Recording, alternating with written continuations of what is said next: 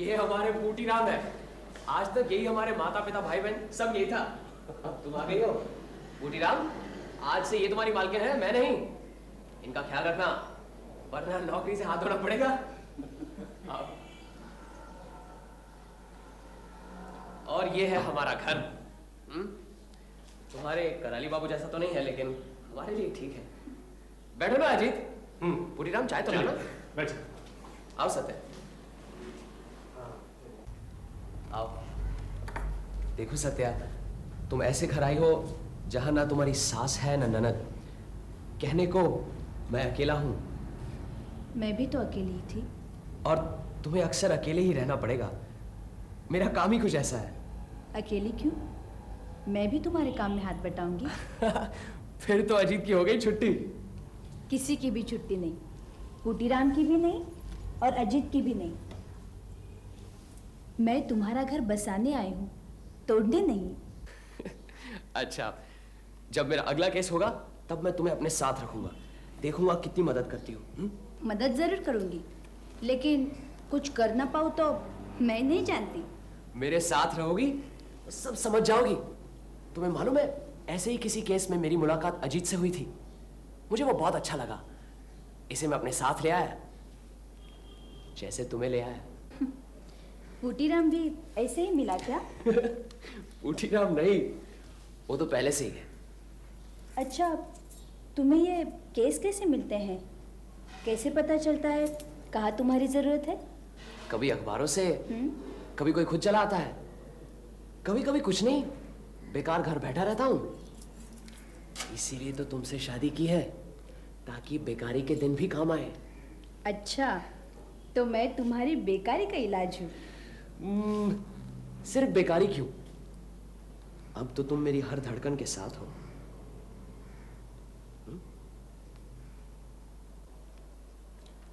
आज कोई खास खबर नहीं है। अरे है कैसे नहीं है, धांसू खबर है। सत्या, उसे भी आ जाने दो, उसे पता तो लगे क्या काम करते हैं। आ जाओ, बैठो। आज अखबार में खबर है, तो जाने माने आसामियों का शुभागमन हुआ है। कौन है वो? एक तो है शरद चंद्र चटर्जी के चरित्रहीन, जिनका आगमन विचित्रा सिनेमा हॉल में हुआ है। और दूसरे हजरत है रमानाथ न्योगी, जिनका शुभागमन अलीपुर जेल से हुआ है। शरद चंद्र के चरित्र को तो पहचानती हूँ, लेकिन ये रमानाथ न्योगी कौन है? चरित्रहीन की तरह रमानाथ न्योगी भी अपने वक्त के काफी शोहरत याफ्ता लोगों में से है। 8 साल पहले हर अखबार में मोटे मोटे अक्षरों में इनके कारनामे छपते थे। वो तो ठीक है, लेकिन ये हजरत है कौन? होने को तो सीधी सादी भाषा में चोर है, लेकिन छोटे मोटे धोती लोटा मार का चोर नहीं है। उनकी नजर हमेशा ऊंची थी। मारो तो शेर, लूटो तो लाखों। ऐसे तेज तरार और चौकस चोर आजकल नजर नहीं आते। ये तो दुर्भाग्य है हमारे देश का कि ऐसे महानुभाव आजकल बिल्कुल गायब हैं। निराश होने की कोई बात नहीं है। ये जो महानुभाव अब छूट कर आए हैं तो चुप बैठने वालों में से नहीं है। तुम देखना, ये रमानाथ न्योगी जरूर कुछ ना कुछ गुल खिलाएगा। हेलो, नमस्कार नमस्कार, कैसे याद किया? खून हो गया? ठीक है, मैं अभी आता हूं। आप पुलिस से कहिए कि लाश जैसी है वैसी पड़ी रहने दीजिए। हमें सिर्फ एक बार देखूंगा। अभी पहुंचता हूं। महाराजा रमेंद्र सिंह यहाँ के बड़े जमींदार हैं, उनके सेक्रेटरी का खून हो गया। चलो अजीत। सत्या, तुम्हारे आने के बाद ये पहला केस है, साथ चलोगी? ना बाबा ना, मुझे खून खराबा अच्छा नहीं लगता। तुम ही जाओ। कहीं ये जेल से छूटने वाला रमानाथ न्योगी का काम तो नहीं है? क्या मालूम, देखते हैं।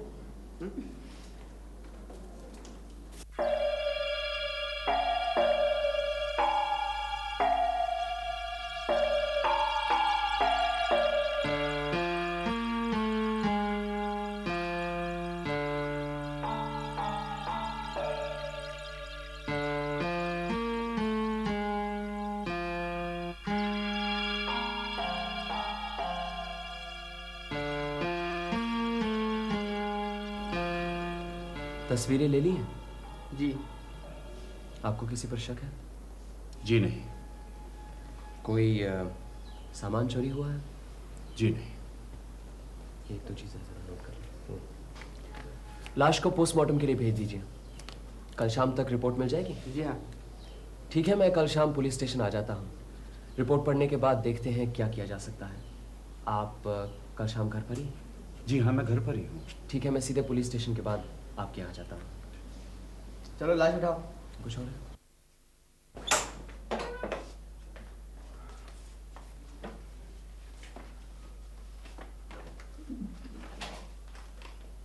हरिहर जैसे सच्चे और ईमानदार नौकर बड़ी मुश्किल से मिलते हैं, और उसी की हत्या हो गई, और वो भी एक पाशविक हत्या। हालांकि उसकी पुरानी जिंदगी कुछ अच्छी नहीं थी, और आप तो जानते हैं कि ऐसे गुमराह लोगों को अच्छे रास्ते पे लाने की हमेशा मेरी कोशिश रही है। हरिहर की पिछली जिंदगी अच्छी नहीं थी? क्या किया था उसने? चोरी, डकैती, 2500 बार जेल जा चुका था। पिछली बार जब जेल से सीधा छूटकर मेरे पास आया एक मिनट। हरिहर के बारे में अखबार में पढ़ा तो जरूर है, लेकिन वो इतना कम है कि उससे कुछ खास पता नहीं चलता। आप यूं सोचिए कि हमें कुछ नहीं मालूम। शुरू से सब बताइए। ठीक है, मैं शुरू से बता देता हूं। आज से करीबन 6 महीने पहले, अप्रैल का महीना था, हरिहर पहली बार मुझसे मिला। हुजूर, मैंने आपका बहुत नाम सुना है, इसलिए आपके पास आया हूं। आप मुझे बचा लीजिए हुजूर, मैं अपनी जिंदगी बदलना चाहता हूं। क्या करते हो? आपसे झूठ नहीं बोलूंगा हुजूर, मैं कल ही जेल से करीब 7 साल बाद छूटा हूं। 7 साल की जेल? क्या किया था तुमने? हुजूर, सजा 8 साल की थी, लेकिन इस बार जेल में मुझे अपने आप से नफरत हो गई। सोचा ये भी कोई जिंदगी है। मैंने कसम खाई कि बस बहुत हो चुका, अब मुझे सुधरना चाहिए। मैंने सच्चे मन से जेल के सारे नियम कानून पालन किए, जेल में पढ़ाई लिखाई शुरू कर दी। मेरे अच्छे चाल चलन की वजह से मेरी सजा कम कर दी गई। करीब 1 साल पहले छूट गया हुजूर। कितनी बार जेल गए हो? हुजूर, जेल जाना मेरे लिए कोई नई बात नहीं थी। पिछले 30-35 सालों में मैं 6-7 बार जेल जा चुका हूँ।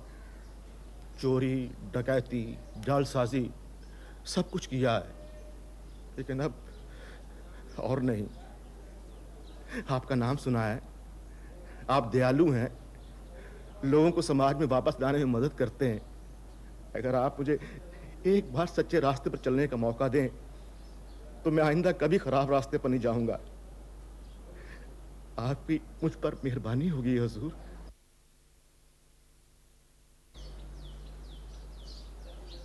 क्या काम कर सकते हो? पढ़ाई लिखाई करने का हुजूर मौका ही नहीं मिला। बचपन से सजा भुगत रहा हूँ, फिर भी अपनी मेहनत से शॉर्ट एंड टाइप सीखा है हुजूर।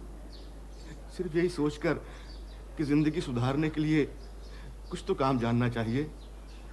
अगर आप एक मौका दें। उसकी बातें सुनकर पता नहीं क्यों मुझे उस पर तरस आ गया था, और ऐसे गुमराह लोग हमेशा मुझे अपनी तरफ आकर्षित करते हैं। हालांकि मुझे टाइपिस्ट की जरूरत नहीं थी, फिर भी मैंने उसे 50 रुपए पर रख लिया और उसके रहने का पूरा बंदोबस्त भी कर दिया था। कुछ ही दिनों में मुझे पता चला कि वो काफी मेहनती, होशियार और ईमानदार आदमी है। जो काम उसका अपना नहीं होता था उसे भी पूरे मन से निभाता था।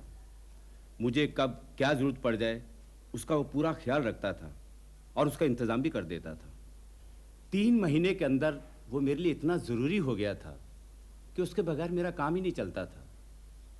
कुछ ही दिनों में मेरे सेक्रेटरी का देहांत हो गया, तब हरिहर को मैंने अपना सेक्रेटरी बना लिया। इससे आपके दूसरे कर्मचारी असंतुष्ट नहीं हुए?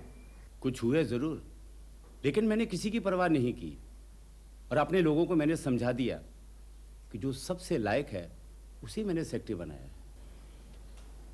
हरिहर की जो पिछली जिंदगी थी, चोरी डकैती वगैरह, उसका किसी को पता था? हाँ, बुराइयां कहीं छुपती हैं क्या? कुछ कानाफूसियां भी हुई थी, लेकिन हरिहर का चरित्र इतना बदल गया था कि कोई उसके ऊपर उंगली नहीं उठा सका। मुझे लगता है कि उसकी गरीबी और बेरोजगारी ने उसे गलत रास्ते पर डाल दिया था, और जब उसके हालात सुधरे तो उसकी बुरी आदतें भी दूर हो गई और सब उसकी तारीफ करने लगे। मुझे नहीं लगता कि उसका कोई दुश्मन है। लेकिन जो हुआ, मैं तो ऐसा सोच भी नहीं सकता कि कोई इस तरह बेरहमी से किसी की हत्या कर सकता है। और आपको तो मालूम है, पोस्टमार्टम की रिपोर्ट के मुताबिक यह हत्या छुरे के वार से हुई है। मतलब गर्दन पे छुरी बाद में चलाई है? जी, पहले छुरे से मार डाला और बाद में गर्दन काटने की कोशिश की।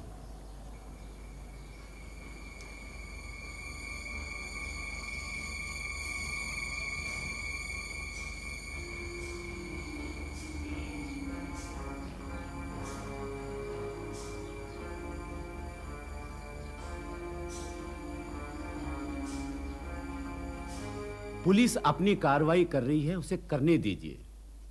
मैं चाहता हूं कि आप मेरी तरफ से इस केस की अलग से छानबीन करें।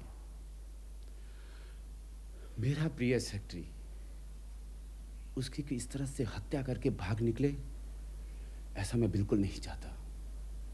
पुलिस के साथ साथ आप अपना काम करें। आपको कोई एतराज तो नहीं? नहीं, मुझे क्या एतराज हो सकता है? पुलिस से मेरी कोई दुश्मनी थोड़ी है। तो ठीक है, आज से ही आप इस काम पर जुट जाइए। बस जुट गया समझिए। सिर्फ आपसे 2-3 सवाल पूछने हैं। पूछिए। आपने बताया कि हरिहर की आखिरी सजा 8 साल की थी और अच्छे चाल चलन की वजह से उसे जल्दी छोड़ दिया गया। जी। जब वो जेल से छूटा सीधा आपसे मिला? बिल्कुल ठीक। 6 महीने पहले। जी।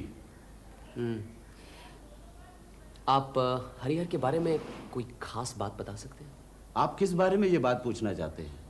पूछिए, मुझे जो भी मालूम है मैं आपको बता दूंगा। अच्छा, मौत से पहले, मतलब 2-4 दिन पहले भी हरिहर की कोई ऐसी हरकत, उसके चाल चलन में कोई फर्क या कुछ और ऐसी कोई बात देखी आपने जो कि स्वाभाविक नहीं थी? हाँ, कुछ देखा तो था। लगता है कि वो बहुत डर गया था। क्या बात थी? हर 15 दिन में मैं एक मीटिंग रखता हूं जिससे कोई भी आकर मुझसे मिल सकता है। दरअसल लोग मुझसे मदद मांगने के लिए आते हैं।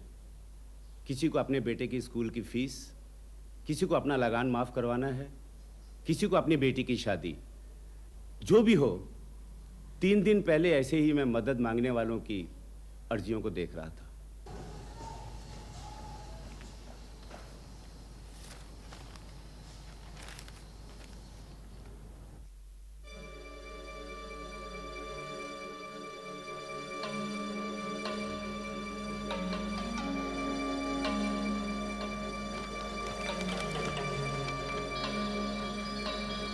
क्या बात है हरिहर? कुछ नहीं महाराज, आप अर्जी देखिए।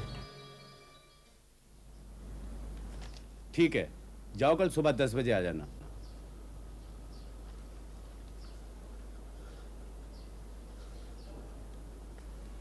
क्या बात है हरिहर, तुम्हारी तबीयत तो ठीक है ना? कुछ नहीं महाराज, कुछ नहीं, जरा सर चकरा रहा है। ठीक है ठीक है, तुम जाकर आराम करो। वनमाले। क्या हुआ था उसे? कुछ कह नहीं सकता, शाम तक तो ठीक ठाक था। आपने कुछ ऐसा नहीं महसूस किया कि मदद मांगने वाले को देखते ही उसकी तबीयत कुछ खराब सी हो गई थी? हाँ, हो सकता है। हरिहर उस भिखारी को देखते ही परेशान हो उठा। आपने कुछ पता लगाया कि वो आदमी कौन हो सकता है? नहीं, हर 15 दिन के बाद 8-10 आदमी मदद मांगने के लिए आते हैं। मैं किस किस के बारे में पूछताछ करूं? अच्छा, एक बात बताइए, करीबन 8 साल पहले आपके यहाँ से एक कीमती लाल नीलम चोरी हो गया था? हाँ, गया तो था, लेकिन अभी तक वापस नहीं मिला। और उसे हासिल करने के लिए आपने 5,000 रुपए इनाम का ऐलान भी किया था। जरूर किया था। क्या मैं पूछ सकता हूँ वो इनाम आज भी कायम है? अरे कमाल है, यही सवाल मुझसे हरिहर ने भी किया था। अच्छा, कैसे कैसे? तब वो मेरा टाइपिस्ट था और उसे नौकरी में आए 1 महीना ही हुआ था। महाराज, आपका जो नीलम चोरी हो गया था, अगर वो आपको वापस मिल जाए तो आप 5,000 का इनाम देंगे? ये तो बात बहुत पुरानी हो गई है हरिहर। अब तक तो पुलिस ने फाइल भी बंद कर दी होगी। मुझे मालूम है हजूर, अगर वो नीलम मिल जाए तो? क्यों नहीं? अगर मेरा वही नीलम मुझे वापस मिल गया तो तुम्हारा इनाम जरूर दूंगा। महाराज, अगर आज मैं भी वही सवाल करूं तो क्या आपका जवाब भी वही होगा? हाँ हाँ जरूर, लेकिन हरिहर का कातिल कौन है आप जानना चाहते हैं? मेरी समझ में तो कुछ भी नहीं आ रहा। और आपको कातिल का पता भी चल गया? जी, लगता है पता चल गया। लेकिन कातिल को गिरफ्तार करने के लिए जो सबूत और दलीलें पेश करनी होंगी उन्हें इकट्ठा करना पुलिस का काम है। लेकिन सबसे पहले कातिल का पता लगाना है। एक बार उसका पता लग जाए फिर उसके घर की तलाशी लेकर जो सबूत इकट्ठे करने होंगे वो कोई मुश्किल काम तो है नहीं। लेकिन ये बड़े ताज्जुब की बात है कि आप सचमुच हत्यारे को जानते हैं। आपको पता कैसे चला? आपसे किए गए चंद सवालों के जवाब से। फिलहाल तो मेरा अनुमान है, लेकिन मुझे पूरा यकीन है कि मेरा अनुमान गलत नहीं हो सकता। अच्छा, तो बताइए हत्यारा कौन है? हत्यारे का नाम है रमानाथ नियोगी। रमानाथ नियोगी? ये नाम तो कुछ जाना पहचाना सा लगता है। अरे अरे, ये तो वही है। जी हाँ, यही हजरत 8 साल पहले आपके यहाँ से काफी हीरे जवाहरात के साथ वो लाल नीलम चुरा ले गया था।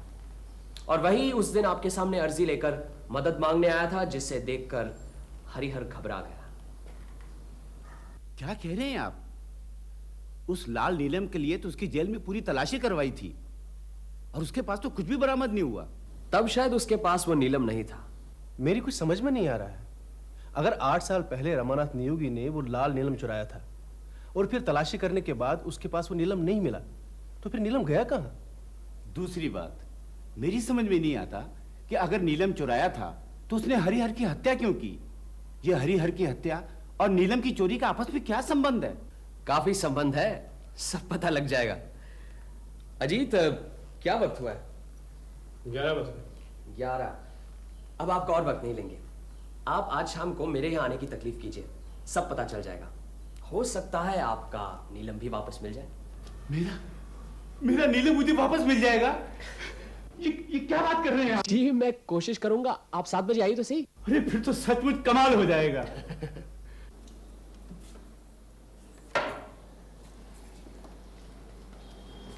क्या हुआ? कुछ पता चला? चल गया है। सुबह तुमने ठीक ही कहा था, हत्यारा रमानाथ नियोगी ही है। सच? बिल्कुल। देखा, हमारे साथ आते ही तुम्हारी अकल कितनी तेज हो गई है। अच्छा बता तो सही, तुम्हारा ये 7 साल पहले का भारत का गौरव, जिसका नाम बड़े बड़े अक्षरों में अखबारों में छपता था, उसने किया क्या था? उसने अच्छा चलो चलो, पहले खाना खा लो, काफी देर हो गई है। अच्छा, ये करते हैं, खाना खाते खाते बताता हूँ। तुम भी सुनना सत्या, बहुत इंटरेस्टिंग केस है। चलो। चलो।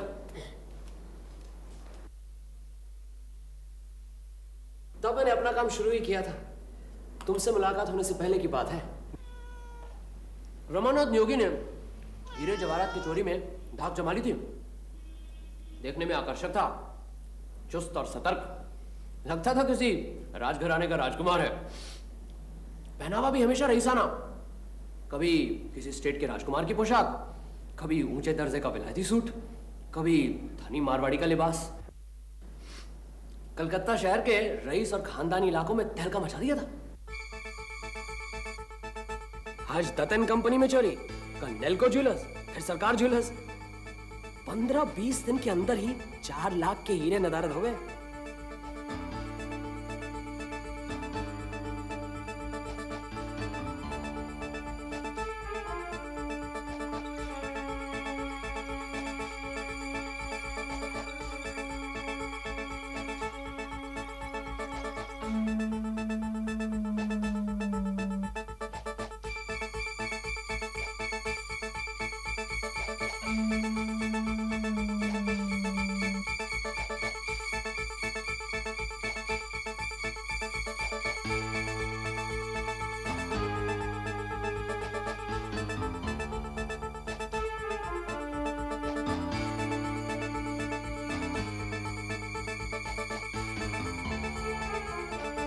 फिर एक दिन रमानाथ नियोगी की नजर महाराजा रमेंद्र सिंह के बंगले पर पड़ी।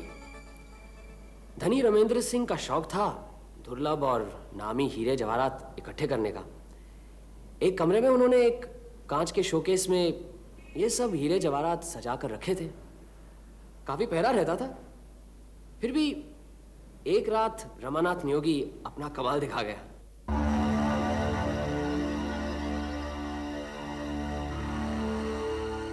महाराजा रमेंद्र सिंह के पास एक कीमती नीलम था जिसे उन्होंने खुद बीकानेर के राजघराने से खरीदा था और जिसे वो अपनी भाग्यलक्ष्मी समझते थे। रमानाथ नियोगी ने इसी अनमोल नीलम को उड़ा लिया। फिर नीलम के बारे में तुम्हें कुछ मालूम है? नीलम मतलब नीलम एक तरह का हीरा है, नीले रंग का। तुम्हें मालूम है?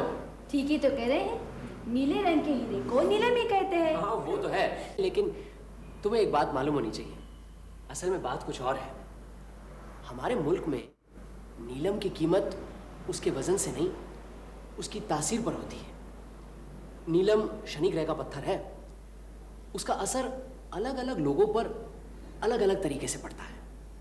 अक्सर तुमने सुना होगा कि नीलम पहनने से किसी की किस्मत खुल जाती है, या तो वो करोड़पति बन जाता है या फिर करोड़पति से फकीर। जो नीलम किसी को फायदा पहुंचाता है वही नीलम दूसरे को नुकसान।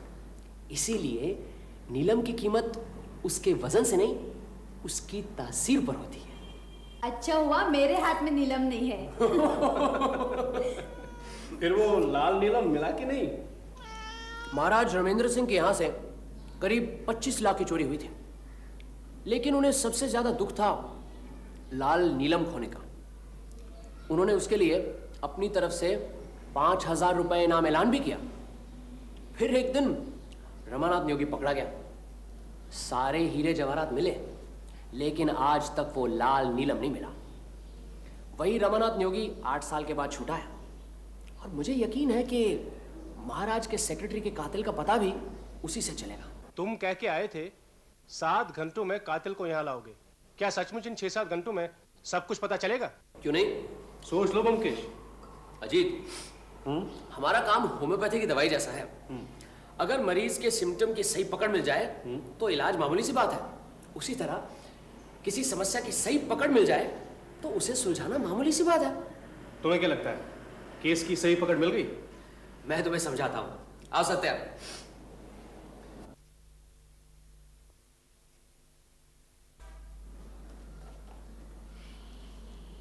इस केस की जड़ है रमानाथ नियोगी, और हमारा पहला काम यह होगा उसके बारे में पता लगाना।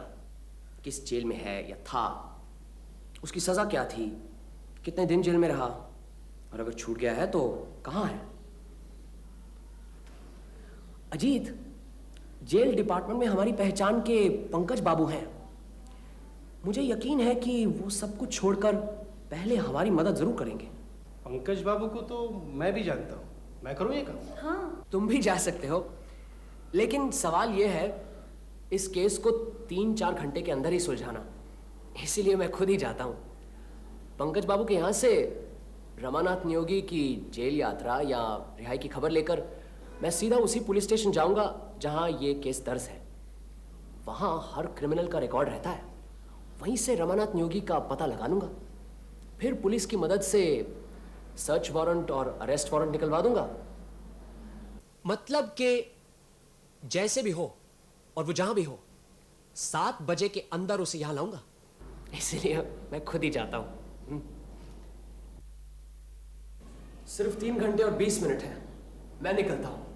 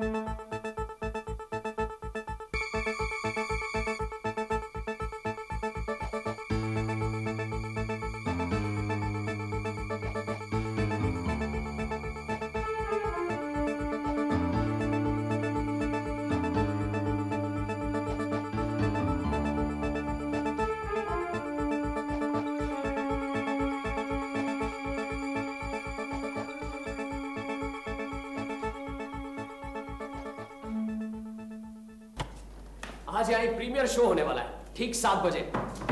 अजीत, यहाँ 2-3 कुर्सियां लगवा दो। सारा काम हो गया? बस एक काम नहीं हुआ। कौन सा? ये रमानाथ नियोगी का पता ठिकाना तो सब लग गया, उसे गिरफ्तार करके उसके घर की तलाशी भी ली गई, लेकिन कोई फायदा नहीं हुआ। ये सिर्फ एक छुरा मिला, जिस चीज की हमें तलाश थी वो नहीं मिली। ये रमानाथ नियोगी चीज को छुपा कर रखने में उस्ताद है। क्या छुपा कर रखा है? वही महाराज का लाल नीलम। तो फिर अब यहाँ क्या करने का इरादा है? अब एक जबरदस्त नाटक करना है। मैं रमानाथ नियोगी के अंधविश्वास पर चोट करूंगा। मुझे यकीन है काम बन जाएगा। कैसे? तुम्हें बताया ना, वो लाल नीलम शनि ग्रह का पत्थर है, उसकी खास तासीर होती है, किसी को फलता है किसी को नहीं।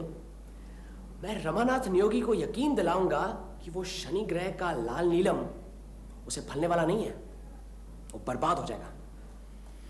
इसीलिए उसे इस लाल नीलम से अलग हो जाना चाहिए। ये क्या बचकाना काम कर रहे हो? कोई भी आदमी इतनी आसानी से ऐसी कीमती चीज से हाथ धो बैठेगा? लो, महाराजा रमेंद्र सिंह आ गए, अब बाकी अभिनेता भी आते होंगे। और कौन आने वाला है? रमानाथ नियोगी, इंस्पेक्टर विश्वास और 2 गार्ड। आइए आइए, पधारिए महाराज। नमस्कार। नमस्कार।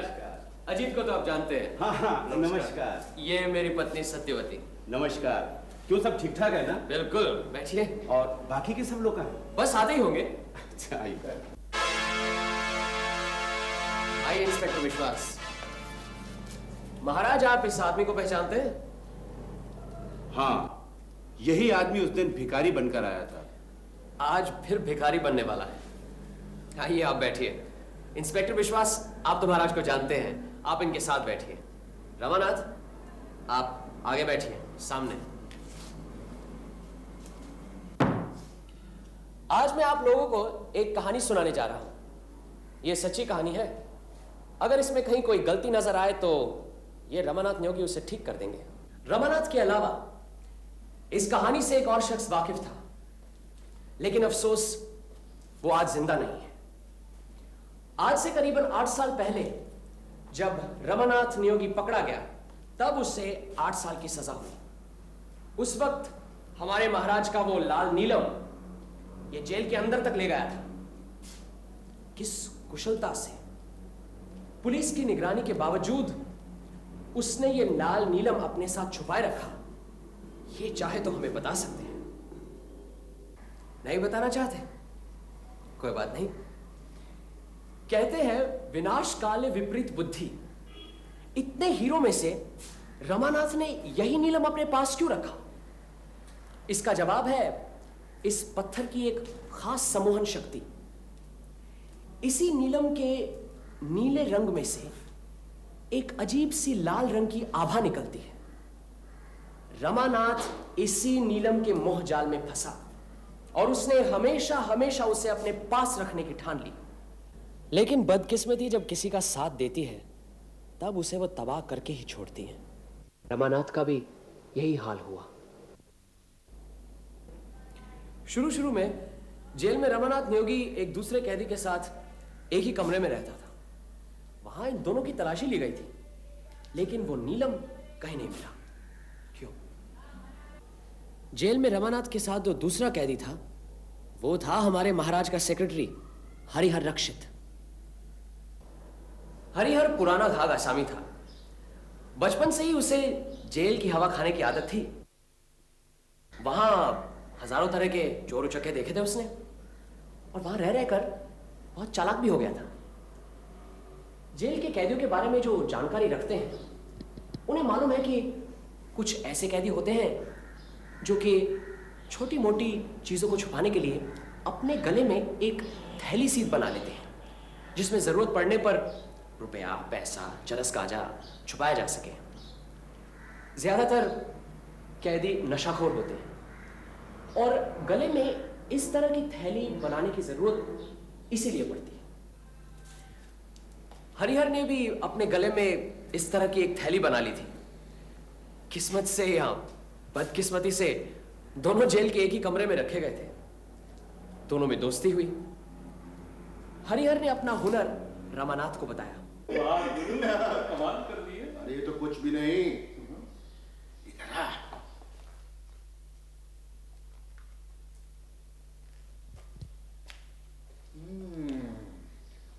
चमत्कार दिखाऊं? हैं?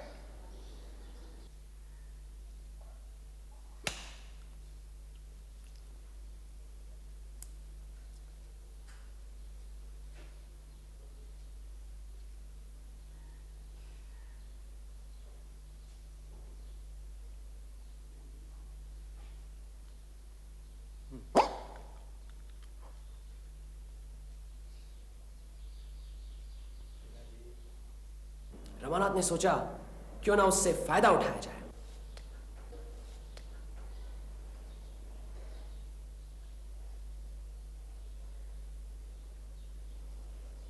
उसने हरिहर को वो नीलम दिखाया।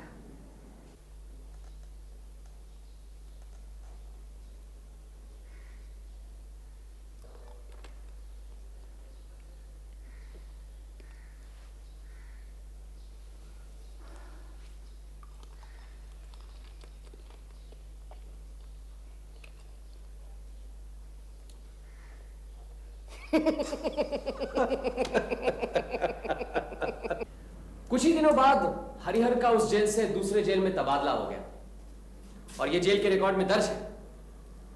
हरिहर ने रमानाथ के साथ विश्वासघात किया। वो अपने गले में नीलम दबाकर ही चला गया और रमानाथ देखता ही रह गया।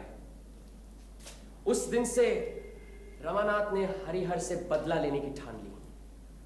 उसने फैसला किया कि वो उसको छोड़ेगा नहीं। फिर एक एक करके 8 साल गुजर गए। हरिहर रिहा हुआ। छूटकर वो सीधे महाराज की शरण में गया। तब तक वो सुधर चुका था। उसने ठान ली थी कि वो नीलम महाराज को जरूर वापस लौटा देगा, लेकिन यूं ही नहीं, 5000 रुपए इनाम के बदले में। उसने सोचा था कहीं और जाकर बेचूंगा तो शायद पकड़ा जाऊं। उसने महाराज के साथ इसके बारे में बात भी की। फिर उसके मन में आया कि ऐसे दयालु और उदार व्यक्ति से इनाम नहीं लेना चाहिए। फिर जो होनी है उसे कौन टाल सकता है। 15 दिन पहले रमानाथ रिहा हुआ। उसके सीने में बदले की आग अब भी धधक रही थी। उसने हरिहर को जाके ढूंढ निकाला। हरिहर से मिलने के लिए भिखारी के भेष में वह महाराज के बंगले पर गया। वहीं उसने हरिहर को देखा। हरिहर ने भी रमानाथ को देखा। हरिहर का मकान उसे आसानी से मिल गया। और फिर उस रात रमानाथ नियोगी, उस रात को तुमने हरिहर का खून करके उसके गले की नली को फाड़कर वो नीलम निकाला था। कहां है वो नीलम? कहां है वो नीलम?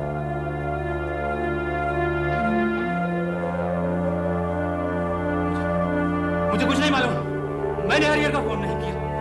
मैं नहीं जानता हरिहर कौन है। मैं नहीं जानता। कहां है वो नीलम? मेरे पास कोई नीलम उलम नहीं है।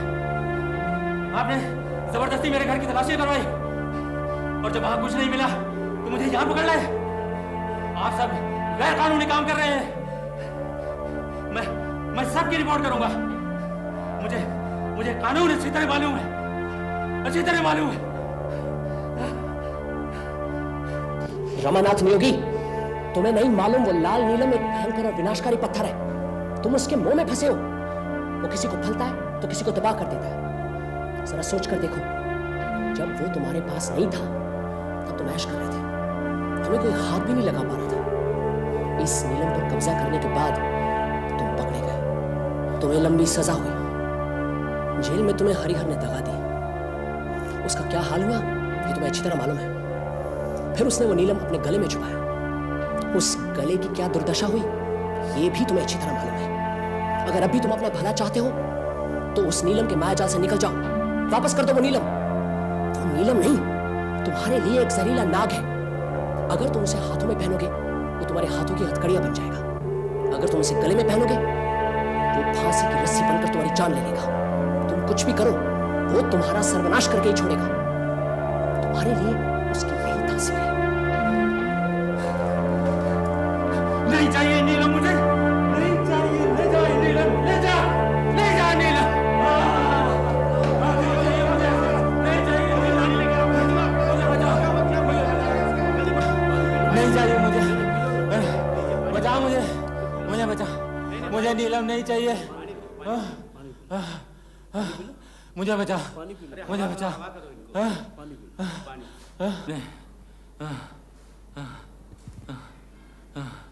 नहीं,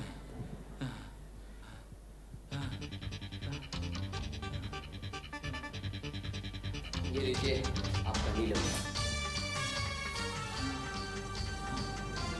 धन्यवाद।